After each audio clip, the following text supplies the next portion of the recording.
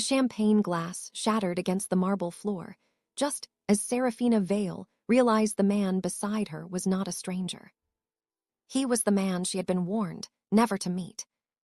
"Don't turn around," he whispered. Seraphina froze. Across the crowded ballroom, 3 men in dark suits were scanning the guests. "Why?" "Because they're looking for me." She glanced at him anyway. Tall, immaculately dressed, calm in a way that felt almost unnatural. His name was Adrian Cross. In the world of luxury shipping, private banking, and high society negotiations, Adrian was known as the man who never lost. He didn't believe in love. He didn't believe in forgiveness. And according to every rumor Seraphina had ever heard, he certainly didn't believe in second chances. Yet here he was, holding her hand beneath the table as if she were the only person in the room. "Who are those men?" she whispered. "People I disappointed." That sounds vague. It was intentional. Despite herself, she smiled. "You're strange." "So I've been told." One of the men, across the ballroom, suddenly looked in their direction. Adrian's expression changed. "Come with me." He stood. Seraphina didn't move. "Why should I?" "Because in 10 seconds, you're going to wish you had." She stared at him. Then the ballroom lights went out. Guests gasped. Music stopped. Emergency, lights flickered red along the walls. Adrian reached for her hand. "Now." This time, she followed. They slipped through a service door and hurried down a narrow corridor. Seraphina's heart pounded. She didn't know where they were going. She didn't know why strangers were searching for Adrian. And she certainly didn't understand why she trusted him. They reached a private elevator. Adrian pressed the button. Nothing happened. He tried again. Still nothing. "Perfect," he muttered. Seraphina folded her arms. "Was this part of your brilliant plan?" "No." "Good to know." He looked at her. "You're remarkably calm." "I work as an investigative financial consultant. People lie to me for a living." "Then you should know I'm lying." She frowned. "About what?" "I told you they were looking for me." "And?" "They're looking for you too." The elevator doors opened. Seraphina stared at him. "What?" Adrian stepped inside. "You heard me." She should have walked away. Instead, she entered the elevator. The doors closed. Neither of them knew that by sunrise, everything they believed about each other would change. Earlier that evening, Seraphina had arrived at the Belmont Grand, believing she was attending an ordinary charity auction. She had been hired to examine the financial records of a foundation connected to the event. It should have been simple. A few questionable transfers. A few missing documents. Then she had noticed something unusual. A handwritten symbol appeared beside several transactions. A silver crescent. She had seen that symbol before. It belonged to Adrian Cross. Seraphina had spent months investigating his companies. She had never found enough evidence to accuse him of anything. But every trail seemed to end with his name. So when she saw him standing alone at the bar, she knew exactly who he was. She just didn't expect him to approach her. "You've been staring at me for 10 minutes, he had said. "I've been studying the room." "You're studying me." "Maybe." "Why?" "Professional curiosity." He smiled faintly. "That's a dangerous profession. Not as dangerous as yours." His smile disappeared. For some reason, that made her feel victorious. They had talked longer than either intended. She had discovered that beneath Adrian's cold reputation was a man who remembered small details. He remembered that she didn't like sweet drinks. He noticed when she rubbed her wrist after working too long. He even remembered the name of the author she had mentioned casually. She couldn't explain why that affected her. Perhaps because she had spent years surrounded by people who listened only when they wanted something. Adrian listened because he seemed genuinely interested. That frightened her. Later, after the lights went out and they escaped the ballroom, they found themselves stranded in a private lounge. Rain hammered the windows. The city glittered below them. Adrian poured water into a glass and handed it to her. "You should drink this. Are you always this controlling?" "No. You sound unconvinced." "I've never cared enough to be controlling." She looked at him. The words landed differently than he intended. "What does that mean?" He stared out at the city. "It means I've spent most of my life believing attachment makes people vulnerable. And now..." He turned toward her. "Now I'm not sure." The silence between them changed. Neither planned what happened next. They talked until the storm weakened. They laughed. They told each other things they had never told anyone else. Seraphina admitted she had once dreamed of becoming a pianist. Adrian confessed he had kept his mother's old music box for 20 years. She asked why. "Because it was the last thing she gave me." His voice softened. "She believed I could become a better man than my father." Seraphina reached for his hand. "You can." He looked at their hands, then at her. That night, something happened between them that neither expected. It wasn't a promise. It wasn't forever. It was simply two lonely people finding comfort in each other when neither had expected to. The next morning, Seraphina woke in an unfamiliar bedroom. For several seconds, she didn't remember where she was. Then she saw Adrian standing by the window. He turned. "Good morning." She pulled the blanket closer. "Oh no." He almost smiled. "That's one way to greet someone." "You're Adrian Cross." "Yes." "The Adrian Cross." "There are several." She threw a pillow at him. He caught it. For the first time, she saw him laugh. It changed his entire face. Then her expression became serious. "Last night. I remember. Was it a mistake?" He studied her. "I don't know."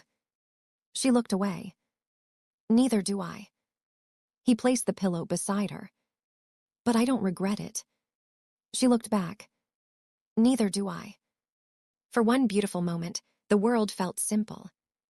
Then her phone rang. The screen displayed an unknown number. She answered. A distorted voice said, "You have 48 hours to leave Adrian Cross." The call ended. Seraphina stared at the phone. Adrian's expression became cold. "What did they say?" She told him. He didn't speak. "What?" "You need to go home." "Why?" "Because this isn't about me anymore." She stood. "No." "Seraphina. If someone is threatening me because of you, I deserve to know why. You deserve a life without this. Then give me the truth." Adrian looked at her for a long moment. Finally, he said, "I don't know who sent that message. But I know what they're afraid I'll discover." He opened a drawer. Inside was an old photograph. A young woman stood beside a man. Seraphina recognized the woman immediately. Her mother. She stared at the photograph. "Where did you get this?" "My father kept it." "Why?" "Because your mother and my mother were friends." Seraphina's breath caught. "That isn't possible. My mother disappeared 22 years ago. My mother died 20 years ago." Adrian looked at her. Perhaps neither story is true. If this story has already pulled you into the mystery, stay with Seraphina and Adrian because the next revelation changes everything. Hit the like button and subscribe to our channel. Seraphina spent the next 3 days investigating her mother's past. Adrian helped her. Their relationship became something neither dared define. He brought her coffee. She teased him about his terrible cooking. He pretended to be annoyed when she rearranged the books in his library. She discovered that he loved classical music. He discovered that she sang when she was nervous. And slowly, without either noticing, love began replacing suspicion. Adrian had spent his entire life building walls. Seraphina never tried to destroy them. She simply sat beside them until he opened the door himself. One evening, they stood on the balcony overlooking the city. "Do you still believe love is weakness?" she asked. He looked at her. "No." "What changed?" "You." She smiled. "That was dangerously romantic." "I'll deny it if anyone asks." She laughed. Then he became serious. "I spent years thinking love meant giving someone the power to hurt you. And now I think love means trusting someone with your heart and believing they'll protect it." Seraphina touched his cheek. "I would." He closed his eyes. For the first time, Adrian Cross looked completely unguarded. Then his phone rang. He answered. His expression changed. "What happened?" A pause. "Send me the photograph." He ended the call. Seraphina watched him. "What is it?" Adrian showed her the screen. It was a photograph of her mother. Alive. Standing outside a train station. The timestamp was from 2 days earlier. Seraphina couldn't breathe. "My mother." Adrian nodded. "We need to find her." They traveled to the coastal town where the photograph had been taken. The town was quiet. Old houses lined narrow streets. The sea stretched endlessly beyond the harbor. They found the cafe where her mother had supposedly been seen. The owner remembered her. "She comes here every Thursday." "Did she say where she lived?" The woman shook her head. "But she left something for you." She handed Seraphina a small envelope. Inside was a key. And a note. "Trust the man who loves you." Seraphina stared at the words. Adrian looked away. "What?" "You know something." "I know I love you." She looked up. He swallowed. "I didn't plan to say it here." "Then say it again." "I love you." The words were simple, but they carried 20 years of loneliness. Seraphina stepped toward him. "I love you too." For Adrian, it was the first time love didn't feel like a threat. It felt like home. But the key opened a room beneath an old bookstore. Inside they found boxes filled with letters. Letters written by their mothers. The truth was devastating. Their families had once been partners. Not enemies. Partners. Together, they had built an international foundation that secretly protected people from financial exploitation. But someone inside the organization had betrayed them. That person had manipulated records, redirected money, and convinced both families that the other had stolen everything. The betrayal had destroyed friendships. It had separated families. And it had forced Seraphina's mother to disappear. Adrian's father had spent years believing he had been betrayed. But the final letter revealed something worse. The person responsible was still alive. And still powerful. Adrian read the final page. His face became pale. "Who is it?" Seraphina asked. He didn't answer. She took the letter. Then froze. The signature belonged to someone they both knew. Someone who had been helping them. Someone who had been beside them throughout the investigation. Seraphina whispered the name. "No." Adrian looked at her. "He's been guiding us. And manipulating us." A sound came from the hallway. They turned. The bookstore door opened. An elderly man stepped inside. It was Julian Hart, Adrian's most trusted advisor. He smiled sadly. "I wondered when you would find that letter." Adrian stepped in front of Seraphina. "Why?" Julian sighed. "Because your mothers were going to expose me. You destroyed our families. I protected my empire. You destroyed people's lives." Julian looked at Seraphina. Your mother knew too much. Adrian's voice became quiet. What happened to her? Julian didn't answer. Seraphina stepped forward. Where is she? Julian looked toward the window. She has been waiting for you. Where? He smiled. Where this story began. The Marcelli Hotel. Seraphina's heart raced. They returned that night. The abandoned hotel stood beneath a pale moon. The ballroom was exactly as she remembered it. Dust covered the floor. Old chandeliers hung from the ceiling. Then a door opened. Her mother stepped into the room. Seraphina stopped. For a moment, neither moved. Then her mother whispered her name. Seraphina. She ran to her. They embraced. Years of unanswered questions dissolved into tears. Adrian stood nearby. Her mother looked at him. You look like your mother. Adrian smiled sadly. I've spent my life trying to become worthy of her. You already are. Then her mother looked at Seraphina. There is one thing you still don't know. Seraphina wiped her tears. What? Her mother glanced toward Adrian. Your drunken encounter wasn't an accident. Adrian's expression changed. What do you mean? Someone arranged for both of you to attend that gala. Seraphina stared. Who? Her mother hesitated. Me. Silence. Why? Adrian asked. Because I knew you needed each other. Seraphina shook her head. You planned for us to meet. I created the opportunity. I did not create the love. Her mother's eyes softened. That part was yours. Adrian reached for Seraphina's hand. Her mother continued. I knew the truth would eventually surface, and when it did, you needed someone who would choose you over power. Seraphina looked at Adrian.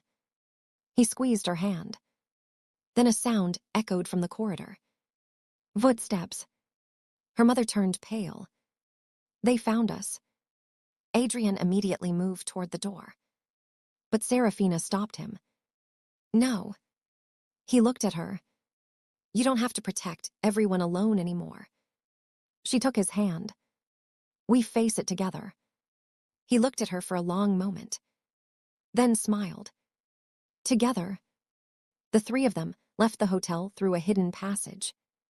Behind them, the old ballroom remained empty. But on the balcony above, someone watched. Julian Hart. He held a photograph of Adrian and Seraphina. On its back were the words, They think THUI won. He smiled, then tore the photograph in half. Because there was still one secret neither Adrian nor Seraphina had discovered. The betrayal had not started with Julian. He had only been following someone else's instructions. And that person had just sent him a message. Keep them together. We still need their love. Weeks passed. The investigation became public. Julian's empire collapsed. The truth about their families was finally revealed. Seraphina rebuilt the foundation her mother had created. Adrian walked away from the ruthless world that had defined him. He didn't need to become someone else. He simply stopped being the man everyone expected him to be. One evening, he found Seraphina sitting at the piano. She played the melody his mother had loved. He stood in the doorway listening. When she finished, she smiled. You're starring. I know. Why? Because I still can't believe you're here. She stood. You're going to have to get used to me. I intend to. He took her hand. Seraphina. Yes. I used to think love was the thing that could destroy me. And now. He kissed her forehead. Now I know it was the thing that saved me. She smiled.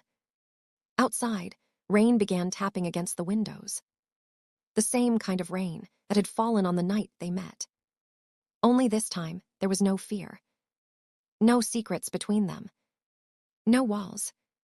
Just two people who had entered each other's lives by accident and discovered that sometimes the greatest love stories begin with the one thing neither person planned. Seraphina rested her head against his shoulder. "Do you regret that night?" Adrian laughed softly. "Not for a second, even though it changed everything. Especially because it changed everything." He held her closer. And somewhere in the city, an unknown phone rang. A message appeared on the screen. "They're in love." The reply came seconds later. "Good. Now let them discover why they were brought together." Adrian's phone suddenly vibrated. He looked at the screen. His smile disappeared. Seraphina noticed. "What happened?" He handed her the phone. There was only one message. "Your mother told you half the truth." Beneath it was a photograph. A photograph of Adrian's mother, standing beside someone neither of them had ever expected to see. Seraphina looked at Adrian. "Who is that?" Adrian stared at the photograph. His voice was barely a whisper. "My father." Seraphina's heart stopped. "But your father died 20 years ago." Adrian looked toward the dark window. "That's what everyone believed." The phone vibrated again. One final message appeared. "He's coming home." Adrian took Seraphina's hand. Whatever waited for them next, they would face it together. Because the man who once believed love was his greatest weakness had finally discovered the truth. Love had never made him weak. It had given him something worth becoming strong for. And this time, nothing, not secrets, not the past, not even the return of a man everyone believed was gone, would make him let go of the woman who had taught his heart how to beat again. If you've enjoyed Seraphina and Adrian's journey, stay with this story and share it with someone who believes that even the hardest heart can learn to love. Because sometimes, the most powerful ending isn't revenge. It's choosing love when you finally have every reason to run. Hit the like button and subscribe to our channel for more beautiful stories. Thank you for watching Afro-Korean Well TV.